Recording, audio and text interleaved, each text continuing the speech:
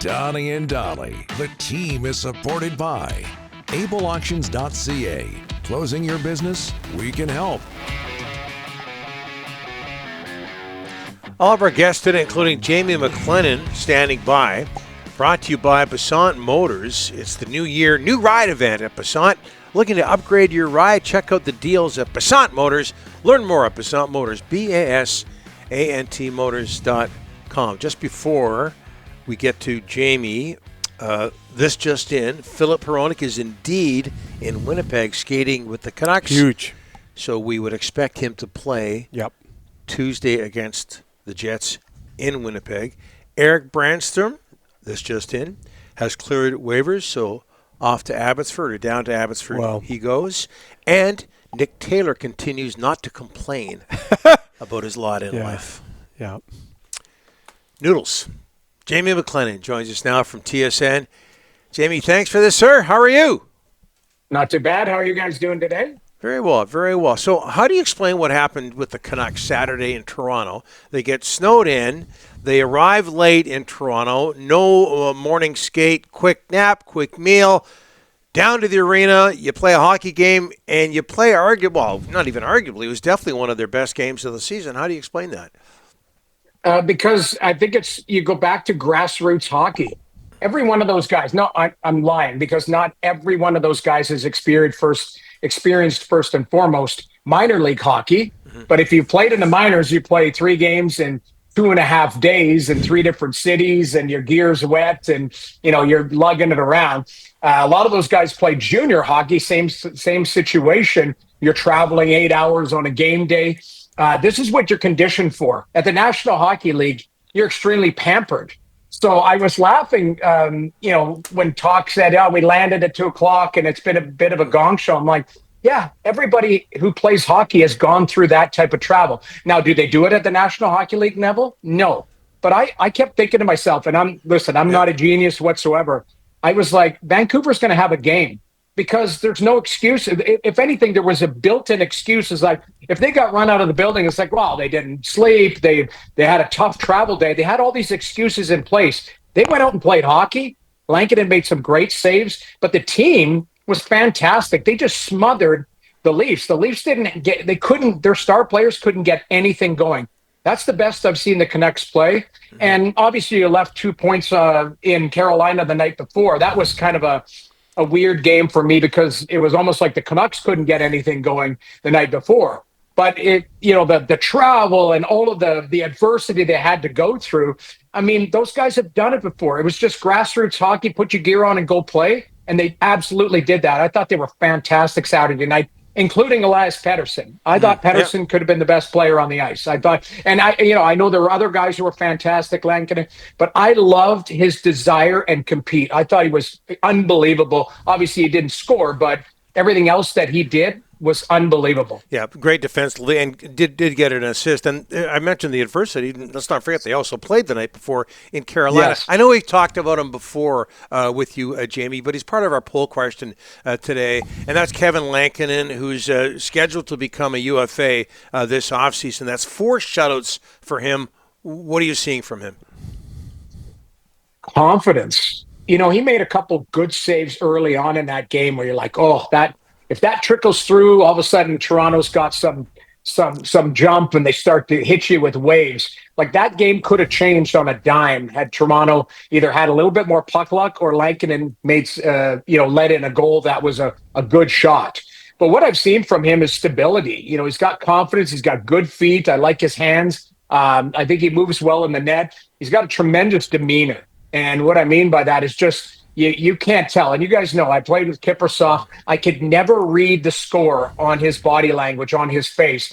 Lankinen doesn't seem to get flustered in the net, regardless of the score, regardless of the situation. And to me, that's a sign of somebody who's playing with a ton of confidence. Let's not forget, it's not like this guy went through, was signed July 1st. He was a late addition. And, you have Sheloff's there coming off the playoffs. You got Thatcher Demko, who you guys know I love, but, injured. Lankinen has really saved their season. And, I'm sure you guys have had a poll question. Is he the MVP? And, I would argue he's got to be in the top 3. for sure for the Vancouver Canucks and how valuable he has been for the team.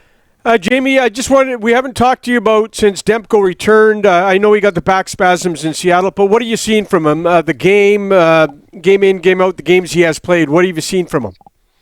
The one thing I looked for is comfort. I think I told you guys before, even before he came back, was, how is he going to move? Is he going to hesitate on plays? I think that's why you get to 100% before you come back. So you're not thinking, you're just reacting. I've seen some solid play from him. There is some rust on his game, but that just comes with not playing a lot in the last calendar year.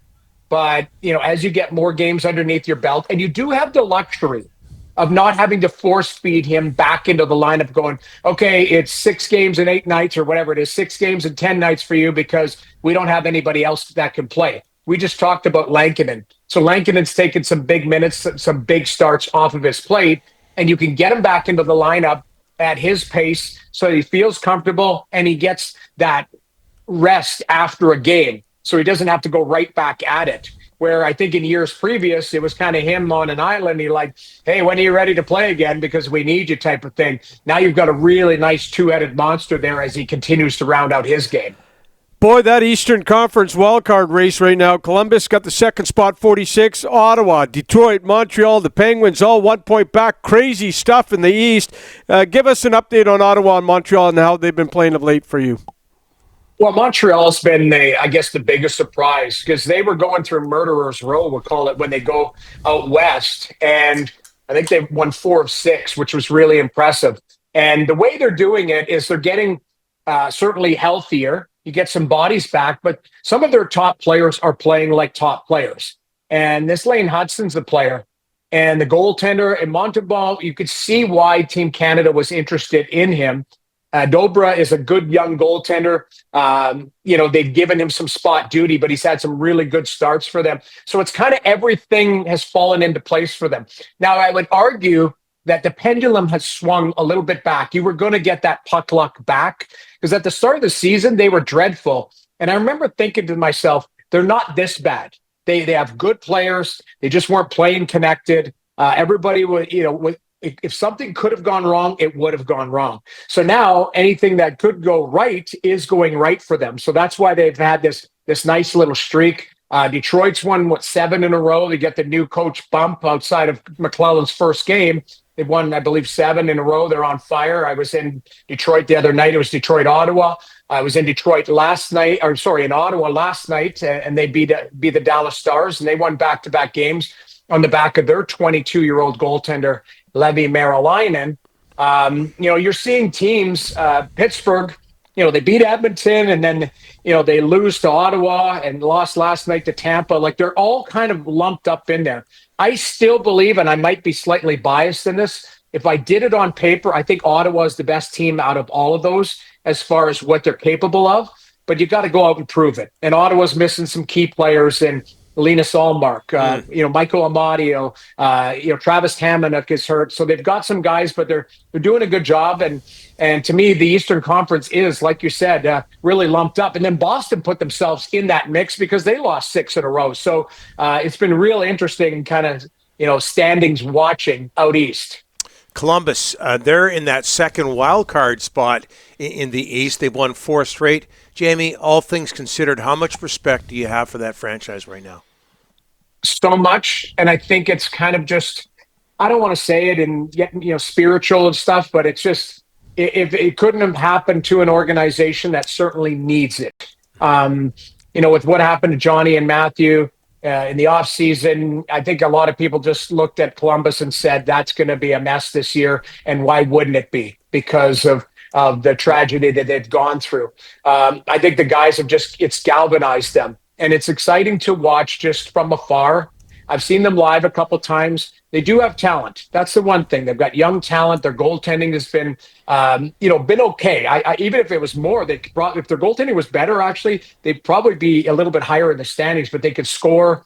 They've got something there. It's just something. And I hope they hang on. I don't know if they will, but it is a terrific story just based on what they have gone through this season. And I think there's a lot of people throughout the league pulling for them.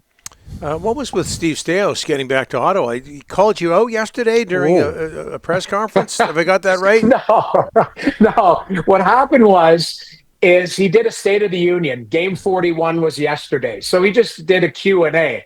So I'm standing in the back. And, I think Claire Hanna asked him a question about, the goaltending situation and, whether Allmark is coming back or whatever. And are you happy with your goaltending? Or are you going to go get somebody?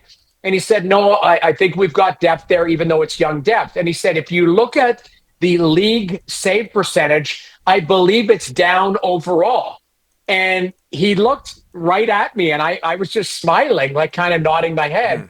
Because if you look at it, save percentage is down in the league. So he's not wrong. So I was smiling, nodding my head, and he goes, Noodles. And I was like, why are you looking at me? So I made a joke about it, saying like, okay, you're talking about low save percentage. Oh, there's a guy with low save percentage. Hey, Noodles, how you doing?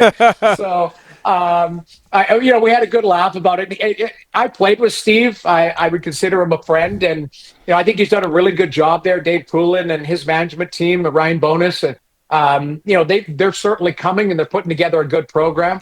But it would just happen to be tongue in cheek. And he even said, he goes, I don't know why I said that. I just locked eyes with you. And I was watching the press conference from afar because I never asked questions. So it was pretty funny. But I was joking on air saying he took a shot at a low save percentage guy. And believe me, if I played in today's game, my save percentage would be something with a 7 in it. That's how good the shooters are. Yeah, you're selling yourself short. That was fun. Hey, Jamie, appreciate it. We'll talk to you in a couple of weeks. Thank you. And I believe I owe an apology. Yeah. Elias Pettersson. Elias, correct? Yes. Yeah. I said Elias, and I butchered that, and I owe him. He deserves that respect because I really loved this game the other day, but I butchered it a few times. I need to correct that, so I'm correcting it on myself. Jamie, Rick calls him 11.6. No, he does. He does. Go with that from now on. He does. All right? Not me, Use that it. guy. Well, that's tough. That's tough, man. That's tough. He needs to have a necklace that just says 11.6 in diamonds. That's what it is. Well, you can afford it.